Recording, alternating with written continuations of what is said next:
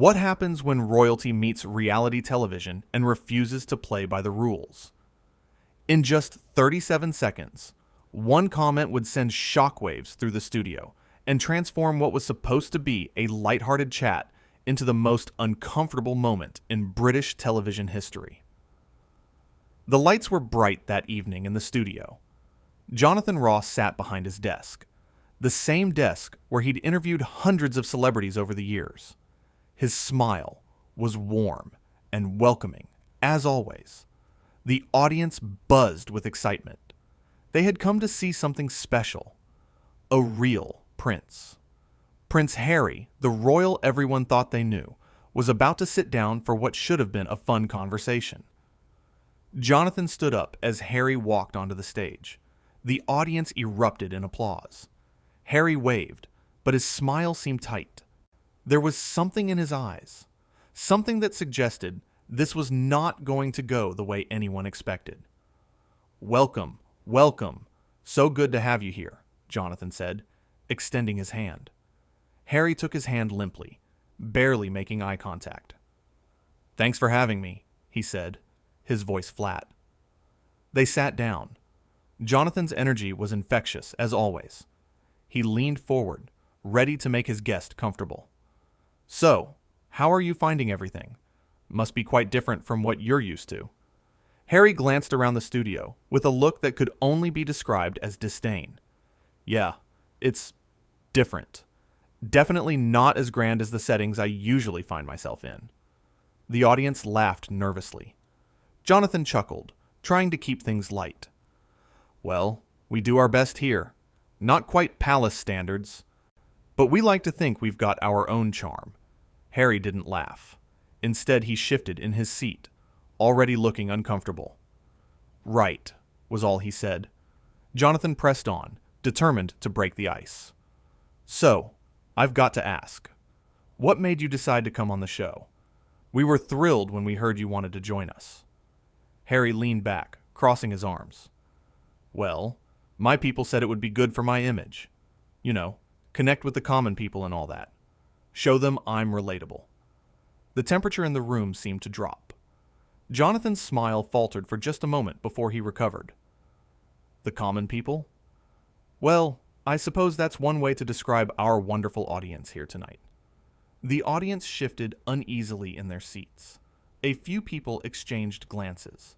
This wasn't going the way anyone had hoped. Jonathan tried to steer the conversation to safer ground. "Let's talk about your recent projects.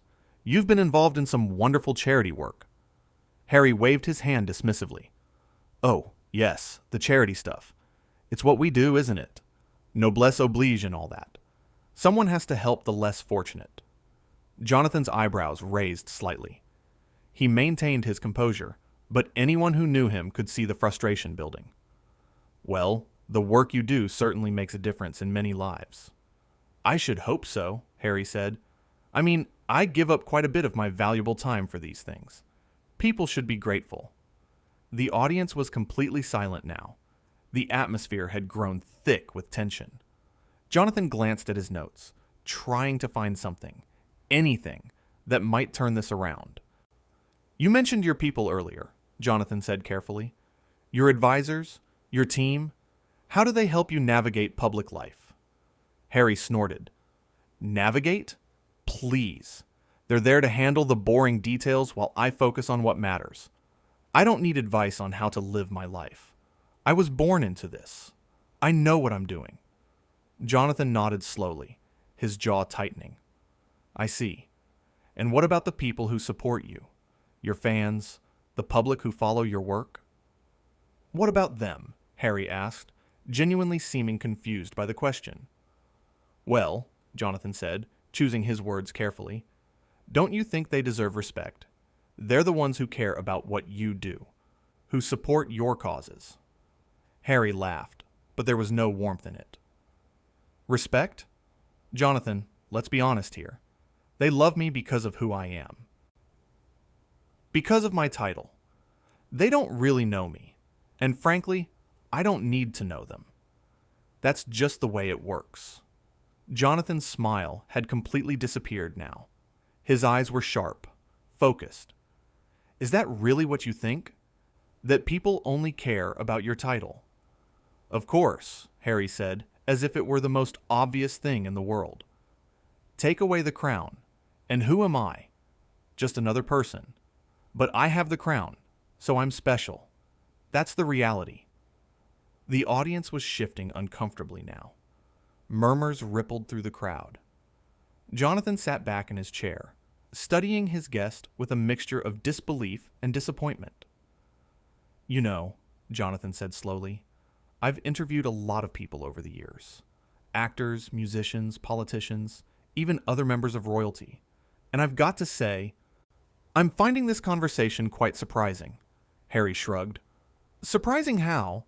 Because I'm being honest? Because I'm not putting on a show for everyone? No, Jonathan said, his voice firm now. Surprising because I expected better. Because the people sitting in this audience, the people watching at home, they deserve better than to be called common. They deserve better than to be treated like they're beneath you. Harry's face flushed red. Excuse me? Are you seriously lecturing me right now? Do you know who you're talking to? Yes, Jonathan said calmly.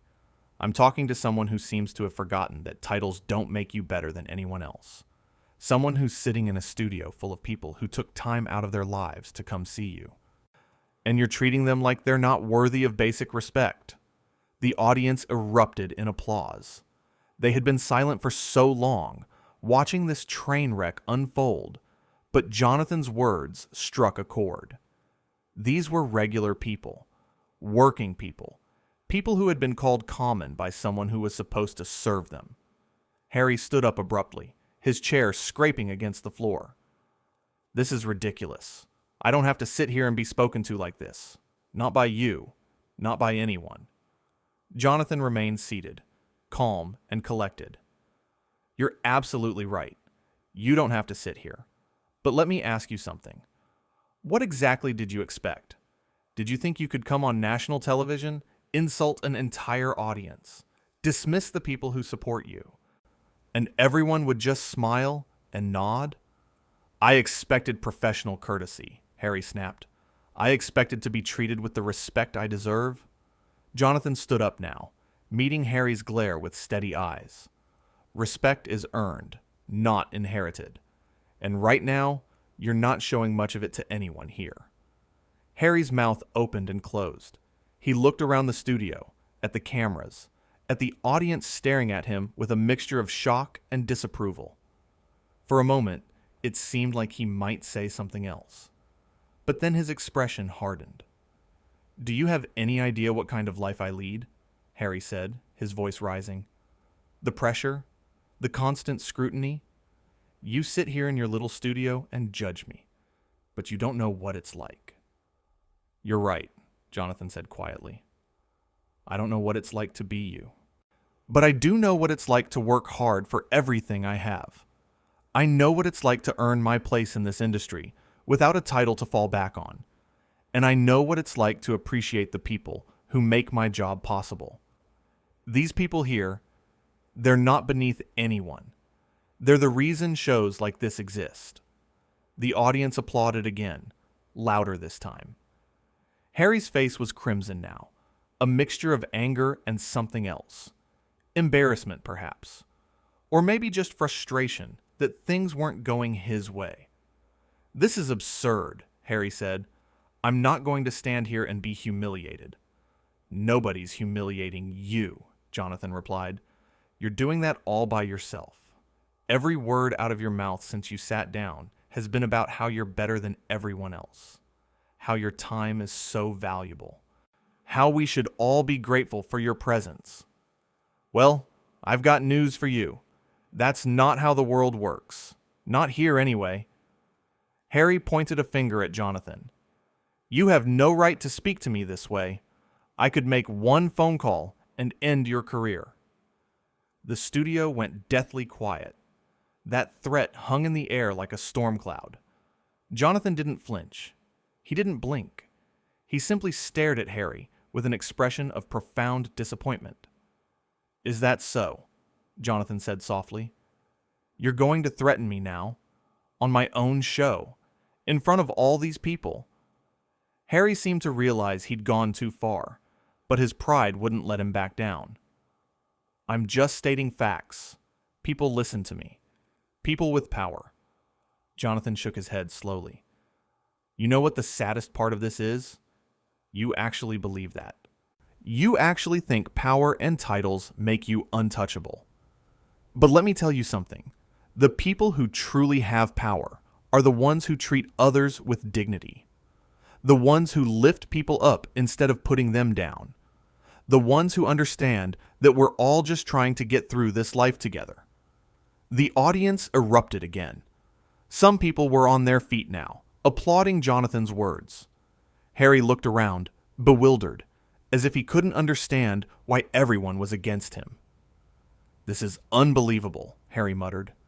Absolutely unbelievable. What's unbelievable, Jonathan said, is that you came here tonight and showed your true colors. You had a chance to connect with people, to show them who you really are, beyond the headlines and the photographs. And instead, you insulted them. You talked down to them. You made it clear that you think you're better than everyone in this room. Harry's hands were shaking now. Whether from anger or nerves, it was hard to tell. I don't have to listen to this. I'm leaving. By all means, Jonathan said, gesturing toward the exit.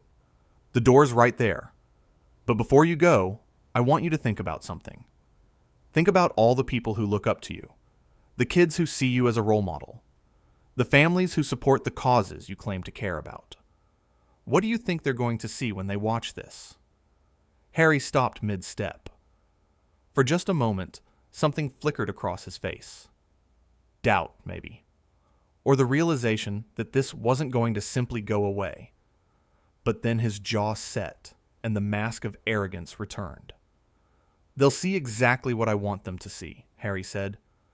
My people will handle this. They always do. Jonathan laughed, but there was no humor in it. Your people can't spin this. Not when it's all on camera. Not when every word you've said is recorded. You walked in here thinking you could say whatever you wanted because of who you are. But the truth is, actions have consequences, even for princes.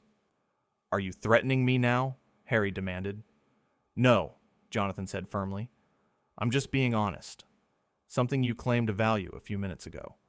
The truth is, you've shown everyone here tonight exactly who you are, and no amount of damage control is going to change that. Harry turned back toward Jonathan, his face twisted with anger. You think you're so clever, don't you? So righteous, but you're just a talk show host, a nobody who got lucky. The words hit the air like a slap. The audience gasped. Even the camera operators seemed shocked. Jonathan stood there, absorbing the insult, and when he spoke, his voice was ice cold. You know what? You're right. I'm just a talk show host. I don't have a title. I wasn't born into wealth or privilege. Everything I have, I worked for. And maybe that's why I understand something you never will. Respect isn't about where you come from or what title you carry. It's about how you treat people. And right now, you're failing spectacularly. Harry stepped closer, his voice dropping to a dangerous whisper. You're making a very big mistake right now. Jonathan didn't back down. The only mistake being made here is the one you made when you decided to come on this show and treat everyone like they're beneath you. I've had enough. This interview is over. You can't end this, Harry said. I'm the guest. It's my show, Jonathan replied calmly, and I'm asking you to leave.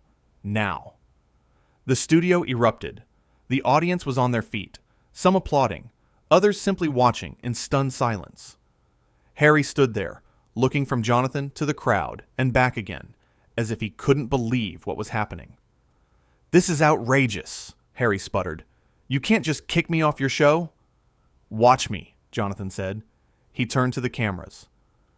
Ladies and gentlemen, I apologize for cutting this short, but I think we've all seen enough tonight. Sometimes, the most revealing interviews are the ones that show us who people truly are. And tonight, we've certainly seen that. Harry's face went through a series of expressions: shock, anger, disbelief. He opened his mouth to say something else, but Jonathan held up a hand. "Please," Jonathan said quietly. "Just go. You've said more than enough." For a long moment, Harry didn't move. He stood there, his chest heaving, his fists clenched at his sides. The entire studio held its breath, waiting to see what would happen next. Would he storm off? Would he say something even worse? Would he finally realize the magnitude of what he'd done? Then, without another word, Harry turned on his heel and walked off the stage. His footsteps echoed in the sudden silence. The audience watched him go, some still applauding, others just staring in disbelief. The cameras followed him until he disappeared through the side door, and then they cut back to Jonathan. Jonathan stood there for a moment, collecting himself. When he spoke again, his voice was steady, but filled with emotion. "I want to say something to everyone here, and everyone watching at home," he began. "You are not common. You are not beneath anyone. Your lives matter. Your work matters. Your dreams and struggles and triumphs matter just as much as anyone else's, regardless of their title or status. Don't ever let anyone make you feel less than you are." The audience erupted in the loudest applause of the night. People were cheering, some wiping tears from their eyes. Jonathan had stood up for them. He had defended them when someone with power and privilege tried to diminish them. And in that moment, he became more than just a talk show host. He became a voice for everyone who had ever been made to feel small. Jonathan waited for the applause to die down before continuing. "I've been doing this job for a long time. I've interviewed some incredible people. People who inspire and entertain and challenge us to be better. Tonight was not one of those nights. But maybe, in its own way, it was important. Because it reminded us all of something crucial. Character isn't about birth or wealth or titles. It's about how we treat each other. It's about recognizing the humanity in everyone we meet." He paused, looking directly into the camera. "I don't regret what happened here tonight. I don't regret standing up for the people in this audience, for the people watching at home. Because that's what we should do. That's what matters. Not protecting the egos of people who think they're untouchable, but protecting the dignity of everyone else." The applause came again, wave after wave of it. Jonathan smiled, a genuine smile this time, and gave a small bow. "Thank you all for being here tonight, for being part of this, for reminding me why I love this job, even on nights like this. You're all wonderful. Every single one of you." As the show cut to commercial, the cameras captured one final image. Jonathan Ross, standing alone on the stage, looking out at an audience that had witnessed something unprecedented, something raw and real and completely unscripted. They had come expecting a pleasant chat with royalty. Instead, they got a masterclass in dignity, in standing up for what's right, in refusing to bow to arrogance and entitlement. Backstage, the atmosphere was electric. Crew members were buzzing. Phones were ringing off the hook. Everyone knew they had just witnessed television history. Not the kind of history they had planned for. But the kind that happens when real emotions and real conflicts play out in real time. And somewhere, probably in a car speeding away from the studio, sat a prince who had learned a hard lesson. That respect cannot be demanded, that titles do not grant immunity from accountability, that when you treat people as if they're beneath you, eventually someone will stand up and remind you that no one is above common decency. What happened that night in the studio became more than just a moment of television drama. It became a symbol, a reminder that in the end, how we treat others defines us far more than any title ever could. Jonathan Ross had invited a prince onto his show, expecting a conversation. What he got instead was a chance to show the world what true leadership looks like. Not the kind that comes from birth, but the kind that comes from character. from choosing to stand up for people who cannot always stand up for themselves. The interview that was supposed to last 30 minutes ended in just over 15. 37 seconds after it began, the tone shifted. 37 seconds where a simple comment about common people revealed the chasm between expectation and reality. 37 seconds that set the stage for one of the most dramatic confrontations ever broadcast on British television. The lights in the studio eventually dimmed. The audience filed out, still talking amongst themselves, still processing what they had seen. The cameras were turned off. The microphones went silent. But the impact of that night would echo far beyond the studio walls. It would become a story told and retold. A moment when someone with everything met someone who had earned everything, and the person who had earned it refused to be intimidated. Jonathan Ross went home that night, knowing he had done the right thing. Not the easy thing, not the safe thing, but the right thing. He had looked privilege in the eye and refused to blink. He had heard arrogance and called it out. He had witnessed entitlement and shut it down. And in doing so, he had reminded everyone watching that sometimes, just sometimes, the good guy wins. Not because of titles or power or connections, but because of something far more powerful. The simple courage to stand up and say, enough is enough. After Harry had dismissed the audience as common people, and Jonathan had tried to redirect, the conversation moved to Harry's recent public appearances. "Let's talk about your recent visit to the Children's Hospital," Jonathan said. "That must have been rewarding." Harry waved his hand dismissively. "Oh, that. Yes, well, the photographers got some good shots. My team was pleased with the coverage." Jonathan's eyebrows shot up. "The coverage? What about the children you met?" "What about them?" Harry asked, genuinely seeming perplexed. "Well, didn't you enjoy meeting them? Didn't it mean something to you to brighten their day?" Harry shrugged. "I suppose it was nice for them. They seemed excited. But honestly, these events all blur together after a while. Shake some hands, smile for the cameras, move on to the next thing. It's just part of the job." Someone in the audience gasped audibly. Jonathan leaned forward, his voice careful but firm. "Part of the job? These are sick children we're talking about. Children who are fighting for their lives. And you're saying it's just part of the job?" Harry's face hardened. "Look, I don't have time to form emotional attachments to every person I meet. If I did that, I'd never get anything done. I show up, I do what's expected, and that's enough. They get their royal visit. I get positive press. Everyone wins." The tension in the room was now unbearable. Jonathan sat back, studying Harry with barely concealed disgust. "Everyone wins? Tell me, do you actually hear yourself right now? Do you understand what you're saying?" "I'm being honest," Harry insisted. "Isn't that what people always say they want? Honesty? Well, here it is. This is how things work in my world." "Your world," Jonathan repeated slowly. "Your world sounds like a very cold and lonely place." Harry laughed bitterly. "Cold, maybe, but it's reality. And unlike most people, I don't have the luxury of pretending otherwise. I have responsibilities, obligations. I can't just go around feeling things for every person who crosses my path." "Feeling things?" Jonathan's voice rose slightly. "You're talking about basic human compassion, like it's some kind of inconvenience, like caring about people is beneath you." "It's not beneath me," Harry snapped. "It's just not practical. You don't understand the demands on my time. Every minute is scheduled. Every appearance is planned.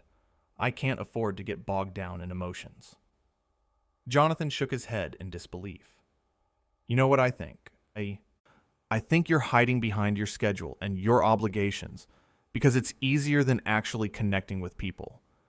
It's easier to keep everyone at arm's length and pretend you're too important to care." Harry's jaw clenched. "You don't know anything about me." "I know what you've shown me tonight," Jonathan replied. "And I've got to tell you, it's not a pretty picture. You've insulted my audience. You've reduced charity work to a photo opportunity. You've talked about sick children like they're just items on a checklist. And now you're sitting here defending it all like there's nothing wrong with any of it. The audience murmured their agreement. Harry looked around, his expression growing more defensive by the second. You're twisting my words. Am I? Jonathan asked. Because from where I'm sitting, I'm just repeating what you said.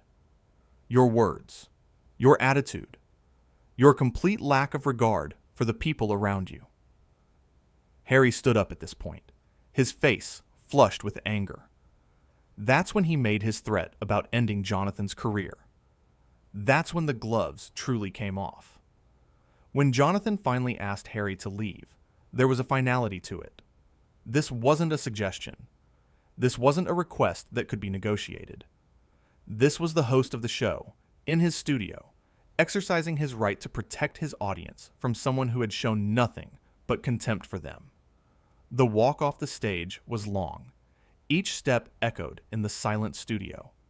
The audience watched, transfixed, all with the knowledge that they were witnessing something historic. As the door closed behind Harry, the tension finally released, and then came the applause. Thunderous, sustained, genuine applause for a man who had done something brave. The world would talk about that interview for a long time. They would analyze every word, every gesture, every moment of tension. But at its core, the story was simple. A prince came to a show expecting deference and walked away with a lesson. A host welcomed a guest and ended up defending his audience. And somewhere in between those 37 seconds and the final moment when Harry walked off the stage, television captured something rare and precious: the truth.